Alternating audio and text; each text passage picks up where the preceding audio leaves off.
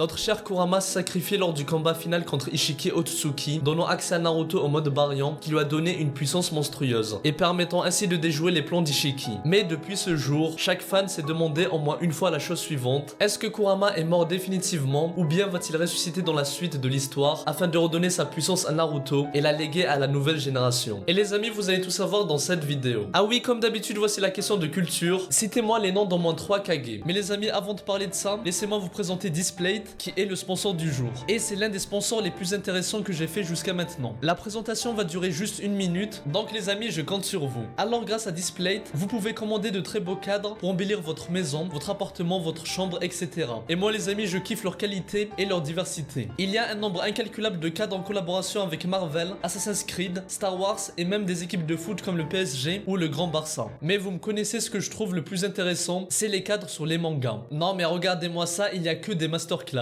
Par exemple ce cadre de Naruto au mode Baryon ou Boruto en forme de Tsuki ou encore Naruto et Kurama ensemble. Normalement n'importe quel fan devrait avoir ça dans sa chambre. Je vous ai fait une liste de recommandations sur mon profil, comme de magnifiques cadres avec des citations du roi Lelouch ou encore d'Asta qui n'abandonne jamais. Et d'autres cadres sur SNK et Demon Slayer qui sont juste incroyables. Bref, vous allez vous régaler et en plus de la beauté de leur cadre, Displate rend tout ça très pratique. Bon allez, je vous montre rapidement comment ça fonctionne. Vous allez recevoir une petite feuille de protection que vous collez directement sur votre mur afin qu'il reste intact. Ensuite on y colle un aimant au milieu. Et vous devez faire ça 2 fois si jamais le cadre est de taille L. Et enfin, vu que les tableaux sont métalliques, il suffit juste de les poser dessus et ça colle parfaitement. C'est facile, rapide et vous pouvez l'enlever et le remettre autant de fois que vous le voulez. Et ça les amis, c'est vachement cool, surtout si jamais vous déménagez ou que vous changez de chambre, vous n'allez pas abîmer le mur. Et bien entendu, le cadre va rester clean. Et d'ailleurs, chaque cadre est signé par son maître de production et ça ce n'est pas rien. Bref les amis, foncez dans le lien en description et recevez vos cadres dans moins de 5 jours. Vous avez 30% de réduction si vous achetez 1 à 3 Displates et 40% si vous en achetez 4 ou plus. Les réductions seront légèrement plus basses à partir de demain, donc j'ai qu'une seule chose à vous dire: profitez au plus vite. Et franchement les amis, je compte sur vous pour y aller parce que ça va beaucoup me soutenir et en plus de ça, vous allez rendre votre chambre très stylée, une vraie chambre d'otaku.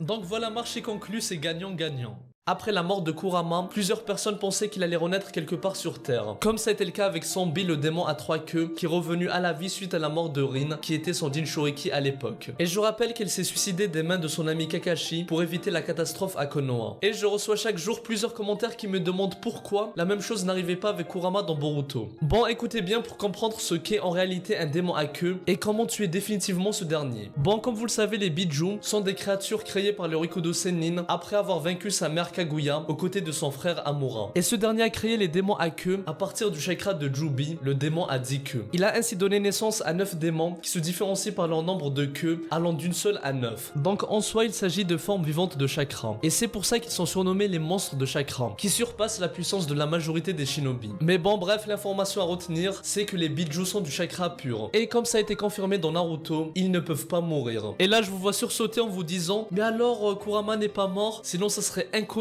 par rapport aux informations qu'on a eues dans le manga d'origine. Et c'est là où beaucoup se trompent et n'ont pas saisi ce qu'impliquait réellement le mode Baryon. En fait, dans le cas c'était juste avant avec Sanbi qui a ressuscité, ce n'est pas la même chose. Déjà avec Sanbi, le Jinchuriki est mort, alors que dans Boruto, Naruto est resté en vie. Mais bon, dans le cas classique, lorsqu'on tue un Biju, qu'il soit dans un Jinchuriki ou non, ce dernier ne mourra pas vraiment. Car vu qu'il s'agit d'une créature avec un chakra quasiment infini, il va reprendre vie en reformant son chakra avec le temps et ressuscitera quelque part dans la nature. Et c'est pour ça qu'on dit que les Biju sont immortels, vu que même si on les tue, ils reviennent à la vie. Et là encore une fois, vous allez vous dire qu'avec Kurama ça aurait dû être la même chose. Bah en fait les amis, jusqu'au combat contre Ishiki, la seule information qu'on avait sur ça, c'est que les Biju ne pouvaient pas mourir. Mais dans Boruto, on a appris qu'il existait un moyen de tuer un Biju définitivement. Il s'agit de faire pousser ce dernier à épuiser tout son chakra. Et c'est exactement ce qu'a fait Kurama avec le mode Baryon. Vous le savez, ce dernier cachait un terrible secret. Malgré la grande puissance que cette transformation te procure, elle avait une grande contrepartie. C'est que le chakra de Kurama a été utilisé comme matière première afin de créer un nouveau type d'énergie, rivalisant avec Ishiki lui-même. Mais pour garder le plus longtemps ce mode, Kurama a dû se sacrifier et donner sa vie pour compenser la puissance produite lors du mode Baryon. Donc d'après ces informations, Kurama est définitivement mort et on ne le reverra plus jamais dans l'œuvre. Mais les amis, attendez, je vais vous parler de 2 possibilités pour un éventuel retour de notre cher Kurama. Et je vous dirai à la fin pourquoi je crois ou non à son comeback. Et les gars, restez jusqu'au bout car j'ai envie que vous me donniez votre votre avis aussi là-dessus. Tout d'abord, j'ai reçu une théorie d'un abonné parmi vous qui s'appelle Anno. Il a partagé sa théorie sur mon site labotheorie.com et je ferai peut-être une vidéo consacrée là-dessus. Mais en gros, il nous dit dans l'épisode 208 de Boruto, lorsque Boroshiki entre en scène pour la première fois et humilie Boro, ce dernier absorbait le chakra de Naruto et ce chakra ressemblait à celui de Kurama au vu de sa couleur. Donc il serait possible que son chakra réside encore en Boruto. Et du coup, après un certain moment, Kurama va renaître à partir de ce chakra et notre cher Boruto Uzumaki deviendra ainsi le nouvel Jinchuriki de Kurama et il va avoir accès à sa puissance. Alors déjà bravo à Anno pour sa théorie qui est très bien réfléchie. Et les amis, dites-lui ce que vous en pensez dans les commentaires. Mais honnêtement, malgré que ce soit perspicace, je n'y crois pas pour deux raisons. Déjà, même s'il s'agit du chakra de Kurama, on pourrait se dire que Boroshiki a consommé tout son chakra durant son Rasengan immense contre Boro. Et c'est très probable vu que juste après il s'écroule. Mais pour moi, il y a l'argument ultime et soyez attentifs car c'est très important. Dans l'épisode 64 de Boruto, Momoshiki dit la chose suivante à Naruto. Je te plains car tu as une grande puissance en toi, mais tu es incapable de la transmettre à la nouvelle génération. Et il rajoute que le destin de Boruto sera intéressant et qu'il sera dépossédé de tout. Mais bon, ça on en reparlera une autre fois. Revenons donc sur ce qu'il a dit à Naruto. Les amis, c'était clairement un foreshadowing de la mort de Kurama. Et Momoshiki a pu dire ça car avec ses Byakugan, il a la particularité de voir le futur et le destin des autres. Il avait prédit que Kurama allait mourir sans que Naruto puisse léguer cette puissance à la nouvelle génération. Donc les amis, même si tout le monde veut voir ça, il est très peu probable que Boruto devienne le nouvel hôte de Kurama. Et il faut comprendre que dans Naruto, il devait maîtriser la puissance des Biju pour atteindre son prime et son niveau maximal. Mais dans Boruto, l'enjeu sera de maîtriser parfaitement les pouvoirs de Tsuki qu'il a eu grâce à Momoshiki et éventuellement exploiter la puissance de son Jogan qui est probablement le dojutsu ultime. Par contre les amis, il y a une autre possibilité qui m'est venue en tête et j'attends vos critiques dans les commentaires. Alors normalement on est tous d'accord, mais à la base les Biju sont issus de Jubi et ils ont vu le jour grâce à Agoromo qui leur a donné vie. Mais peut-être que ça serait possible de refaire la même chose avec un autre Jubi comme celui qui se trouve chez Kara en divisant son chakra comme l'a fait le Rikudo Sennin et Kurama reviendra ainsi à la vie. Alors franchement je vous donne cette idée mais c'est très peu probable parce que je ne vois pas quelqu'un d'autre qu'Agoromo pour pouvoir réussir un tel exploit étant donné qu'il avait réussi grâce à sa maîtrise du chakra Yin et Yang. Et les amis, même si ça arrivait, je pense que ça ne serait pas le Kurama qu'on a connu qui verra le jour mais plutôt un nouveau Biju qui ne connaît pas Naruto et qui aura perdu tous ses souvenirs avec lui. Et pour moi il n'y a rien de plus triste que ça, surtout après son sacrifice et tout ce qu'ils ont vécu ensemble. Bref les amis, je vais finir sur ma pensée du moment sur le comeback de Kurama. Alors perso, je pense vraiment pas qu'il reviendra à la vie définitivement, mais je pense qu'il serait possible qu'il refasse une dernière apparition, soit spirituelle, soit symbolique, ou peut-être qu'il a laissé un dernier message au Biju pour venir en aide à Naruto. Mais bon, ça on en reparlera dans une prochaine vidéo. Par contre, vous l'avez compris, mais un retour de Kurama est très peu envisageable. Et on a même eu un magnifique hommage pour lui dans l'anime. Et on voulait clairement nous dire que Kurama et Naruto c'était terminé et qu'il fallait aller de l'avant. Mais bon, je ferai d'autres théories quand même car le sujet intéressant est très demandé parmi vous. Bon les amis, je vous donne rendez-vous dans quelques jours pour parler des derniers chapitres sortis. Je vous rappelle une dernière fois d'aller commander des magnifiques cadres avec mon lien Display. Et ne ratez surtout pas cette occasion. Sinon, encore merci à eux pour m'avoir sponsorisé. Moi je vous dis à très bientôt et que la paix soit sur vous.